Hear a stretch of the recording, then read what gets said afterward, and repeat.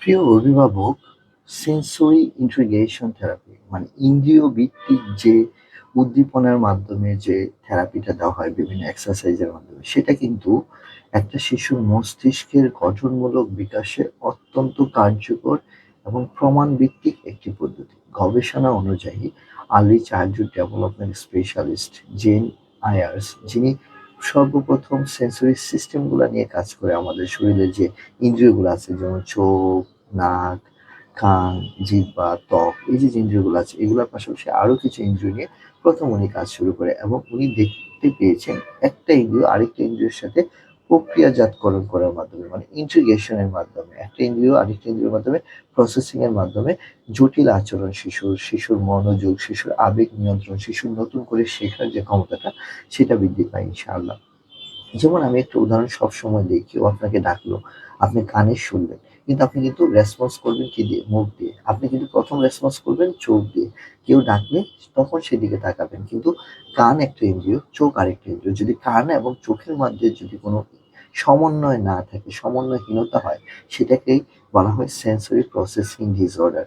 তো এই যে আমরা সবসময় শিশুকে বলি যে শিশুকে ডাকলে কেন শোনে না, মানে ডাকলে কেন তাকায় না, হ্যাঁ, যে নাম ধরে ডাকলে শিশু তাকাচ্ছে না কেন, এটা অটিজমের একটা বড় একটা বৈশিষ্ট্য। এই সমস্যা থেকে সহজেই আপনি পরিত্রাণ পেতে পারেন যদি অভিজ্ঞ আপনি একজন শিশু অকুপেশনাল থেরাপিস্টের কাছ থেকে থেরাপি প্রোগ্রাম নিয়ে বাসায় যদি কাজগুলো করতে পারেন, অথবা থেরাপি সেন্টারে এসে কাজগুলো যদি করতে পারেন।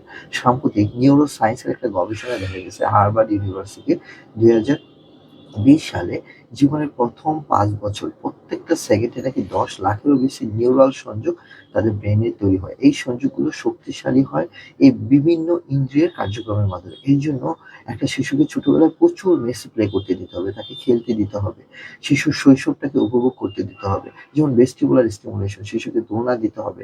শিশু এটা কি করে, তার ফ্রন্টাল যে প্রিফ্রন্টাল যে কর্টেক্সটা আছে সেটা কার্যকারিতা 20 থেকে 30 ভাগ বৃদ্ধি করে। আপনি চিন্তা করছেন সিম্পল একটা দোলনার মাধ্যমে তার মস্তিষ্কের কার্যকারিতা আপনি 20 থেকে 30 ভাগ বৃদ্ধি করতে পারবেন। শিশুর মনোযোগ বাড়বে, শিশুর আবেগের যে ব্যাপারগুলো আছে সেগুলা দীর্ঘস্থায়ী হবে, সেগুলো সে বুঝতে শিখবে। এটা কিন্তু চাইল্ড নিউরোলজির যে জার্নাল 2018 সালে সেটা কিন্তু প্রকাশ হয়েছিল। অন্যদিকে প্রোপ্রিওসেপ্টিভ যে আরেকটা যে ইন্দ্রিয় আছে অবস্থাগত, যেমন শিশুটা জন্ম করে যে হামাগুড়ি দেয়, শিশুটাকে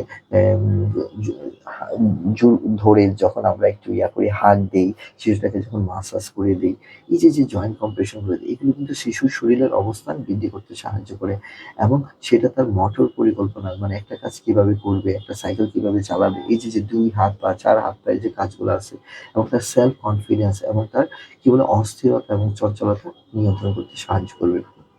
আরেকটা গবেষণা বলছে প্রতিদিন যদি 15 মিনিট আপনি যদি শিশুটাকে বিভিন্ন চাল, ডাল অথবা কালার দিয়ে খেলতে দেন, মাঝে মাঝে মাটি দিয়ে বালি দিয়ে খেলতে দেন, মাঝে মাঝে একটু পার্কে নিয়ে গেলেন, পার্কে নিয়ে গিয়ে তাকে একটু ঘাস, নেচার টাচটা দিলেন, দেখা গেছে যে তাদের স্পর্শকাতরতা কমায়, তাদের ভাষার সমস্যাটার সমাধান হয়, সামাজিক দক্ষতা বাড়ে, এবং যার সপক্ষে কিন্তু আমেরিকান একাডেমি অফ পেডিয়াট্রিক্স, হ্যাঁ, 2021 সাল থেকে একাধিক কিন্তু রিসার্চ করেছে, এবং তারা সবাই বলতেছে এক বাক্যে শিশুটাকে নেচার বেস প্লে দিতে হবে।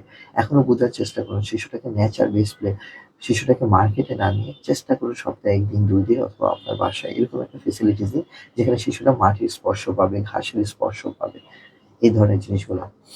আহ তো এই জিনিসগুলোর মাধ্যমে কিন্তু আপনি চাইলে আপনার শিশুর মস্তিষ্কের যে ক্ষুধাটা আছে, যেটাকে আমরা বলবো ইন্দ্রিয়ের ক্ষুধা, সেন্সরির যে ক্ষুধাটা আছে সেটা কিন্তু মেটানো সম্ভব।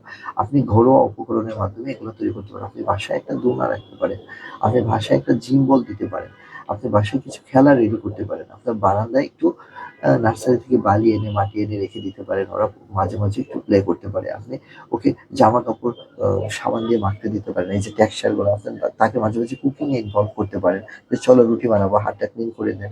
গবেষণায় দেখা গেছে যে সকল শিশু প্রাতিষ্ঠানিকভাবে এই সেন্সরি প্লে গুলো পায়, তাদের স্কুলে পড়াশোনার যে অ্যাডজাস্টমেন্ট এবং উদ্বেগের সংখ্যা 40% কমে যায়। আলহামদুলিল্লাহ নিউজিল্যান্ডে আমরা প্রাতিষ্ঠানিকভাবে রেগুলার মেসি প্লে করে থাকি ইনশাল্লাহ আমাদের বাচ্চাদের, আমাদের স্টুডেন্টদের, এবং আমাদের প্যারেন্টস গ্রুপটার লক্ষ্যই হলো যে আমি চাচ্ছি যে প্রমাণ ভিত্তিক এবং সহজ এবং নিরাপদ পদ্ধতিটা আপনি বাড়িতে প্রয়োগ করুন, আপনার শিশুর সাথে প্র্যাকটিস করুন।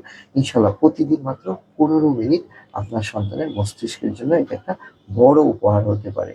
আশা করি এবার ঈদে যারা বাড়িতে যাবেন তারা অবশ্যই মেস রিপ্লাই করবেন ইনশাআল্লাহ।